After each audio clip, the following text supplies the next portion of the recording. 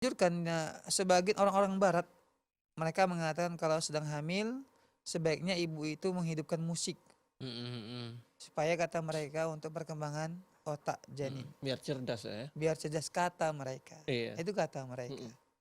Buktinya banyak juga kok ibu yang suka karaokean ketika anaknya lahir juga Biasa-biasa ya aja gitu. biasa aja, bahkan juga Betul. nggak bisa juga belajar kan begitu. Mm.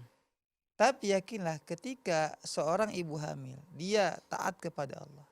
Hamil tapi dia tetap melaksanakan segala macam perintah Allah. Dia sholat 5 waktu dia jaga.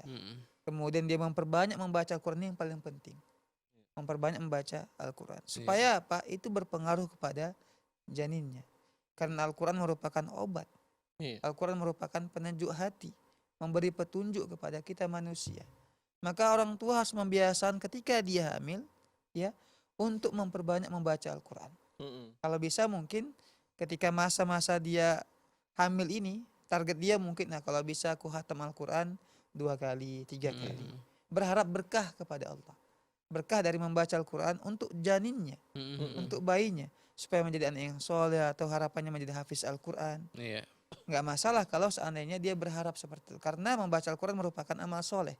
Dan kita tahu bertawasul dengan amal soleh merupakan hal yang dibolehkan.